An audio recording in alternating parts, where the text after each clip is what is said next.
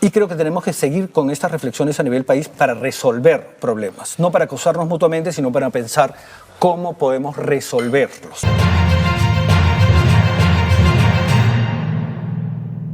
Pero Ricardo Bolle esta semana nos propuso aproximarnos a la situación de la población afroperuana en el Perú, que tiene, pues, a partir de ciertas investigaciones y ciertas aproximaciones y trabajos censales, unas características muy particulares y de vulnerabilidad muy altas. Pero que mejor Ricardo Bolle sea quien nos lo cuente. Ricardo, ¿cómo te va? Muy buenos días, Carlos. Buenos días con todos.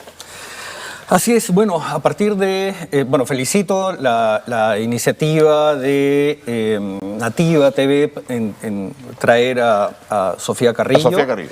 Creo que es importantísimo si queremos un país más justo, si queremos un país más potente, no dejar a nadie atrás.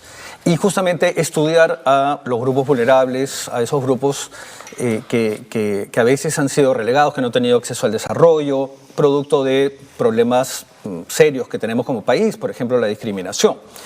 Entonces, he decidido el día de hoy empezar a apoyar este grupo, darle la bienvenida además al equipo. Correcto. Y empezar a analizar un poco lo que puede estar sucediendo en el país con respecto a los grupos afrodescendientes. Para esto, por supuesto, como tú acabas de decir, el censo es importantísimo. ¿No? Lo bueno del censo, esta plataforma que tiene, es que uno puede seleccionar información, sacarla, cruzarla, ¿no es cierto? Y incluso hacer mapas. Entonces traigo uno de ellos para empezar. Vamos. Como buen geógrafo, empezamos con mapas. De acuerdo. También debo decir que el INEI hace estudios permanentes. Entonces ya hay documentación. Ustedes pueden googlear poblaciones afroperuanas, INEI, y les va a salir el documento de donde he sacado casi toda esta información. Empecemos entonces. Por departamentos. Así es. Bueno, lo primero que tenemos es este mapa que nos muestra la población afrodescendiente por departamento. Este mapa además corresponde con la distribución de la población un poco, ¿no? Es decir, Lima concentra 1/3 de la población total y los departamentos más poblados son Piura, Lambayeque, La Libertad. Así es que más o menos corresponde. Lo interesante aquí es la leyenda y podemos ver que Lima tiene alrededor de 200.000 afrodescendientes o afroperuanos. Pero el otro tema es que a veces pensamos que los afrodescendientes están ubicados en Chincha, en el sur, ¿no? Y chico, se acabó, claro. ¿no? Y bueno, el que más o menos tiene un poquito de información dice, bueno, en el norte también hay algunas comunidades. Pero como este mapa nos demuestra, no hay departamento en donde no haya población afrodescendiente. Okay. ¿No? Esto además, digamos, para mí crea algo así como una doble vulnerabilidad, porque podemos ver que los números en algunos departamentos son muy pequeños. Okay. Eso a veces complica entonces la sensación de identidad, si tienen que luchar por un derecho específico, si tienen que mantener su identidad y fortalecer lazos, ¿no? Entonces, eso lo podemos ver en departamentos sobre todo del sureste, es decir, de la selva y de Cusco, Apurímac y Huancavelica. Claro. ¿Bien? Veamos un poco las estadísticas con más detalle, ya con una tabla. Y vamos a ver primero los números, ¿no? Como te decía, Lima tiene, y además Lima metropolitana, como puedes ver en la parte de abajo, claro, la provincia regiones, de Lima, ¿no? Claro, concentra casi los 200.000, mientras que en el resto de Lima, ¿no? Vamos a tener solamente 26.000. Correcto. ¿No? O sea, son números muchísimo más pequeños como podemos ver en el resto del departamento. Luego tenemos en Piura 124, en La Libertad 100 y en Lambayeque 78. Estamos hablando de porcentajes además importantes frente al resto, como decía. Claro. ¿No? El departamento, por ejemplo, de Apurímac tiene solamente 700. Ahora, este número todavía puede estar subvalorado porque... Y traigo el caso de Argentina y de Uruguay, cuando comenzaron a incorporar esta pregunta de autodeterminación, de autoidentificación étnica, cultural. Y en un primer censo salieron números muy bajos, pero la discusión familiar, ¿no? de esta pregunta que vas a contestar, incluso las bromas que pudieron haber habido, trajeron en la conversación recuerdos, ¿no? Y comenzaron, pero nosotros teníamos una tía, teníamos una abuela de la que no se hablaba mucho, y hubo un cambio radical en el segundo censo a nivel estadístico. La gente comenzó a recordar parte de esta genética perdida, digamos, de esta memoria perdida. Interesante. Ahora, aquí tenemos un nuevo problema porque la pregunta del censo te pide que escojas un grupo. Entonces, por ejemplo, aprovecho y te pregunto, ¿qué contestaste o qué contestarías? ¿Con qué grupo cultural, con qué etnia te sentirías identificado? Difícil, ¿eh? Siempre la identidad cultural me es un tema complicado, Ricardo. Yo diría, por el fenotipo, diría blanco, probablemente, Ricardo. Diría por familia de origen provinciano, de alguna manera. Diría clase mediero, si quieres, un poco aproximándome a tu pregunta. Con secundaria completa, profesional con licenciatura y casi maestría. Iría un poco por ahí construyendo mi... Sé que hay una tía, también una tía que pudo haber sido descendiente afroperuana, también por ahí. Esto es muy interesante porque el sistema, ¿no?, te hace que solamente escojas uno. Sí, pongamos, por ejemplo, un caso en el que tu mamá es afrocubana, por ejemplo, claro. Y tu papá resulta que era de Filipinas, ¿no? Okay. ¿Por qué tendrías que escoger un grupo? Si tienes el 50% de una etnia o de una cultura y otro 50% del otro. Ahora, el tema de la identificación va también más allá, ¿no? Porque, por ejemplo, hoy día tenemos un montón de chicos que están aprendiendo coreano, que bailan coreano, que escuchan coreano, que ven películas coreanas y no por eso necesariamente se sienten parte de la cultura coreana, ¿no es cierto? Entonces, es una pregunta que implica una reflexión, ¿no? Y una reflexión siempre es bienvenida, sí, ¿no? Sí. Lo bueno es que tampoco tenemos que hacerlo todos los años, pero por lo menos cada 10. ¿Sí? Bien, pasemos entonces a ver otra escala, porque la multiescalaridad hace diferencias, ¿no? Cuando uno ve las cosas de lejos se ven de una manera y cuando uno las ve de cerca se ve de otra.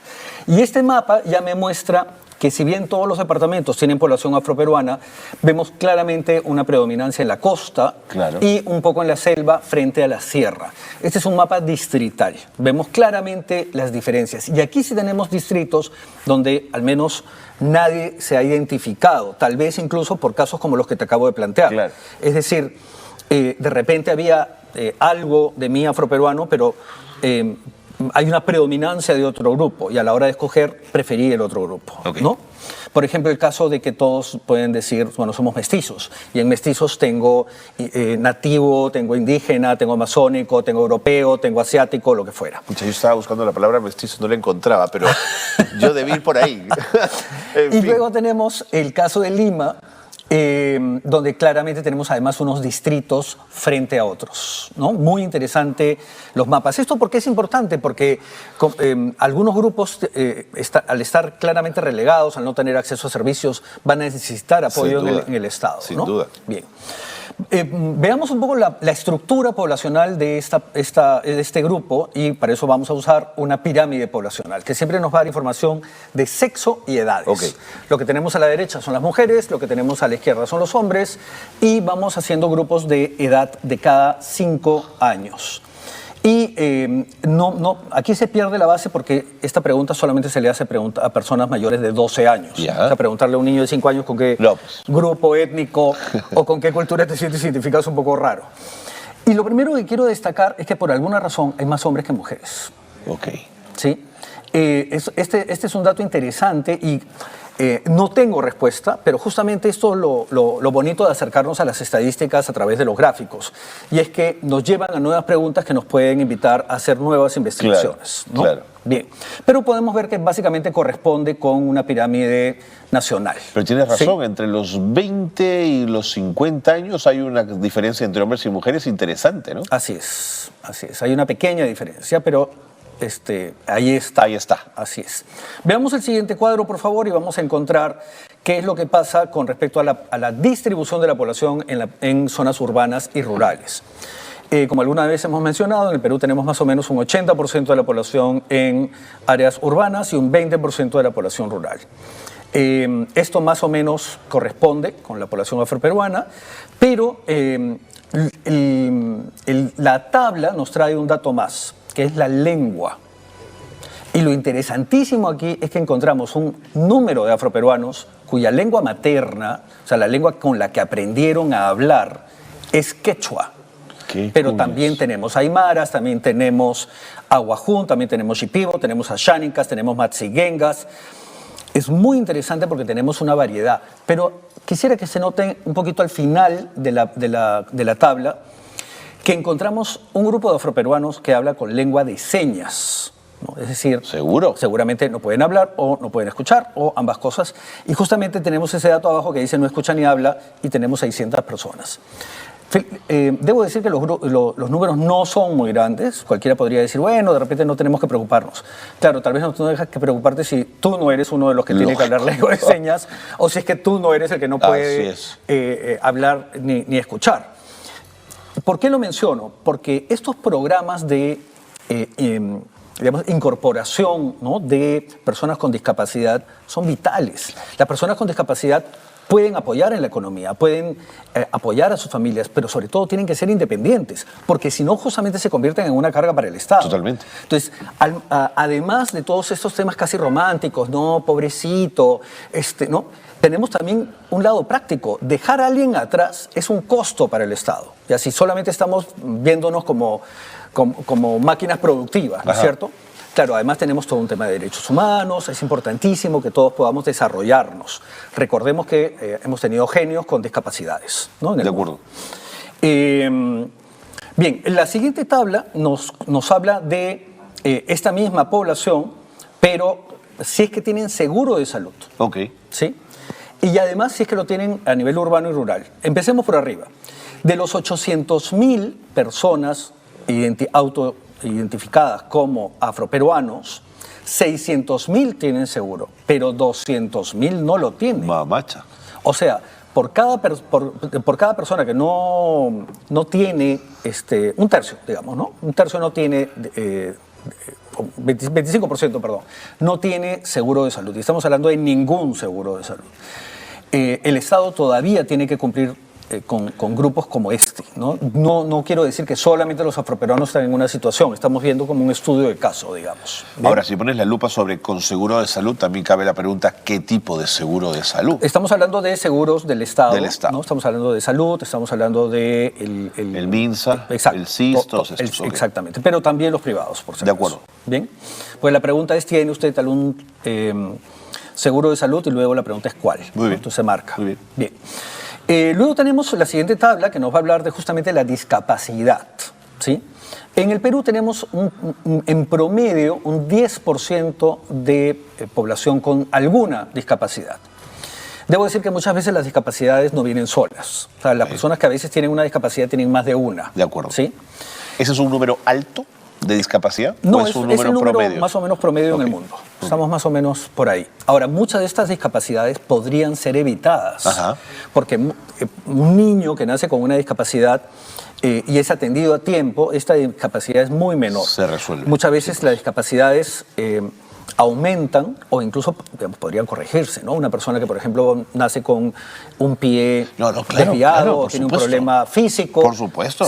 Ahora están operando dentro del vientre. Así es. ¿no? O sea, así es. No es necesario esperar. Antes se decía, no, hay que crezca, que pase el desarrollo para resolver problemas. ¿no? Esto ha cambiado intrauterínamente radicalmente. pueden intervenir, claro. Exactamente. Bien, hablemos entonces un poquito de estos números. De los 800.000, tenemos 95.000 personas con discapacidad. Y aquí sí hay que notar que justamente supera el 10%. O sea, es una pequeña cantidad, ¿no? Pero, insisto, ¿por qué? ¿No? ¿Por qué este número es superado? Y además, largamente en el total de mujeres. En mujeres. Porque si las mujeres son 380.000, deberíamos tener 38.000 mujeres con discapacidad. Sin embargo, acá el número, en 52, estamos hablando de 50% más, ¿no? También vemos las diferencias entre área urbana y rural, ¿no es cierto? Y veamos, incluso en el área rural está alrededor del 10%, como se puede ver, ¿no? En el área urbana aumenta un poquito, muchas veces por migración. Personas que tienen, familias que tienen a un familiar con discapacidad, muchas veces terminan mudándose a la ciudad, buscando mejores servicios para su hijo, por ejemplo. ¿No? Pero en términos de políticas públicas en salud, Ricardo, hay determinados fenotipos que tienen inclinación a determinadas enfermedades. Eso también pasa. Es verdad, así es. Bien, ¿Cuál es el promedio? ¿Cómo se reproduce este grupo? ¿No? Uno de los temas importantísimos en población Claro, es la reproducción. claro. ¿no? Veamos, porque claro, también vienen, ciertamente parte de esa reproducción no es fácil de medir porque tenemos una cantidad de mezclas en el país, ¿no? No podemos verlo simplemente de esa manera. Pero veamos el siguiente gráfico, por favor, para poder ver el número de hijos por mujer. Y vamos a hacer una comparación justamente entre las mujeres afroperuanas y el resto de mujeres. Okay. Y podemos ver que ciertamente las mujeres afroperuanas tienen un poquito más, digamos, de hijos que el resto de las mujeres. Hay un pequeño desfase ahí, ¿no? No es especialmente grande. Por ejemplo, las mujeres entre 30 y 34, las mujeres afroperuanas tienen en promedio 2, el resto tiene 1.7, ¿no? O sea que no es algo dramático, pero ahí está. Sí quiero hacer notar otra vez la base del gráfico. Mujeres entre 15 y 19 años es el doble. Es el doble. Aquí sí ya me preocupa. Por más que sea 0.2%, ¿no? Algo pasa que en las mujeres afroperuanas es el doble. ¿No? El doble. Exactamente. Claro. No, ahora tendríamos que pensar por qué niñas de 15 años tienen hijos. Hay que trabajar embarazo adolescente, entender qué está pasando, ¿no es cierto? ¿Qué tipo más violencia sexual, es terrible. Así ¿no? es. Veamos el siguiente gráfico para poder ver qué es lo que pasa con el nivel de educación alcanzado. Y aquí muchas veces tenemos que luchar contra prejuicios sociales. Mucho. Entonces, por ejemplo, típico que en el colegio haya un descendiente de asiáticos, ¿no? Entonces, por ejemplo, un chico japonés o descendiente de una familia japonesa, y los japoneses siempre son chancones, son estudiosos, son ordenados, son muy competitivos. Entonces, la gente también tiene, los grupos también tienen que luchar contra sus propios estereotipos, para bien o para mal, pero tienen que luchar siempre contra ellos, ¿no? O sea, imagínate, por ejemplo, ser descendiente de japonés y no ser bueno en matemáticas y que te guste el fútbol, ¿no? Sí, claro. Claro. Bien. Es que los estigmas son así. Bueno, ayer que he estado en el estadio me has hecho pensar, todavía los apelativos a lo afroperuano son tremendos. Bueno, es uno de los temas que vamos a trabajar. Vale. Es el último, justamente. Bien, entonces, ¿cuál es el nivel educativo? Y otra vez vamos a hacer una pequeña comparación entre lo que pasa con los afroperuanos y lo que pasa con el resto. Okay. ¿Sí? Los afroperuanos son los naranjas y el resto son los grises. Y podemos ver que en el logro, digamos, superior, ya sea universitario o no universitario, es decir, superior técnico, ¿no? Cualquier cosa que hayas estudiado más allá del colegio, ¿no? Más allá de quinto de media, podemos ver que los números sí son dramáticos. Entonces, el logro en el grupo afroperuano es la mitad a nivel universitario. Claro. ¿No? Y en el técnico la diferencia no es tanta, pero se mantiene. Y si la educación es la llave para romper la brecha de la pobreza, ahí hay un problema. Exactamente. ¿No? Entonces ya de por sí estamos poniendo barreras que no, claramente nadie dice no quiero afrodescendientes, pero digamos, el sistema lo hace. Porque de repente la familia no tiene un trabajo estable, de repente no viven cerca, de repente viven en una zona más precaria, de repente tienen otras necesidades. Entonces las cosas se complejizan. Hay que tener siempre un acercamiento, digamos, integral, ¿no? Para poder entender. Veamos el siguiente, porque justamente hablando de educación, hay un tema dramático que es el analfabetismo, ¿no? O sea, ya una cosa es que, bueno, de repente terminaste el colegio y no querías estudiar, querías ganar plata desde joven, no hay ningún problema, no tienes que entrar a la universidad. Puedes desarrollarte incluso por tu cuenta, pero no saber leer ni escribir ya es, digamos, un problema que no depende de la persona, depende del Estado. Curioso, no porque puede haber alguien que se escape al colegio. Alan García dijo que habíamos vencido al analfabetismo. Bueno, yo me preguntaba cómo había hecho, ¿no? En ese momento. Increíble. Lo recuerdo. Entonces, la tasa de analfabetismo, por ejemplo, en las mujeres, y aquí los afroperuanos están en verde, es casi el doble. Es casi el doble otra vez. Tremendo. ¿No? Y también pasa en hombres, no el doble, ¿no? Pero aquí vemos entonces dos situaciones vulnerables, porque primero tenemos personas que no saben leer ni escribir, pero además justamente son las mujeres las que tienen una situación todavía más dramática. De más vulnerabilidad, ¿no? Por supuesto. Exactamente. Ricardo, me queda un minuto, tenemos que ir cerrando. Cuéntame, Bien, pasemos a la última, por favor, porque La situación es tal que la Defensoría del Pueblo ha sacado un documento en el cual analiza el Plan Nacional de Desarrollo para la población afroperuana. ¿Cuáles son las conclusiones que saca? ¿Qué dice? Primero hace un mea culpa como Estado, dice que hay poca capacidad de respuesta estatal. Luego nos dice que hay una tardía difusión de la pregunta de autoidentificación, porque justamente deberíamos de tener esta discusión que hemos tenido tú y yo en este momento a nivel familiar para poder recordar y para poder, digamos, desarrollar identidad y poder contestar bien esa pregunta. Pero también la despenalización de la figura de incitación y promoción a los actos discriminatorios no existe. Perdón, más bien se ha despenalizado. Y se debería penalizar. Exactamente. Y esto, aquí hay que hacer un énfasis en una pequeña diferencia. Una cosa es, digamos, realizar un acto racista y otra cosa es incitar al acto racista. Pero que tú lo incites quiere decir que también estás siendo racista y encima quieres que el resto lo sea. Entonces, por eso es que también, digamos, en muchos países se sanciona, ¿no? Se sanciona. La siguiente dice justamente que hay la inexistencia de un delito para sancionar el discurso de odio racista, ¿no? Que no es solamente puedes decir, bueno, negro, ¿no? Te esperamos el sábado para comer. No, no. Estamos hablando de odio. O sea, justamente cosas como las que se escuchan en los estadios. Y ya sabemos que en algunos países se han suspendido partidos, se han sancionado no solamente a clubes, a países. No, sí, señor, ¿no es cierto? por supuesto. Bien. Y luego tenemos la falta de aprobación y ratificación de la Convención Interamericana contra el Racismo, la Discriminación Racial y formas conexas de intolerancia. Lo que tenemos en general es una debilidad de la Convención contra la Discriminación. Como podemos ver, este es un estudio de caso. Podríamos preguntarnos qué es lo que pasa con grupos amazónicos, con grupos andinos, con el propio mestizo. Totalmente. Entonces, me pareció muy interesante la conversación que tuvieron, quiero felicitarla, y creo que tenemos que seguir con estas reflexiones a nivel país para resolver problemas, no para acusarnos mutuamente, sino para pensar cómo podemos resolverlos. Más claro, imposible, Ricardo. Muchas gracias. Muchísimas gracias a ustedes, que tengan muy buen día. Importantísimo lo que nos trae Ricardo Boll cada miércoles para conversar de estos temas, esta vez de la situación de la población afroperuana, pero que además no son opiniones aisladas, ni dichos, ni percibo. Trae una base estadística y una base científica, que es lo que nos gusta de poder conversar con Ricardo Boll.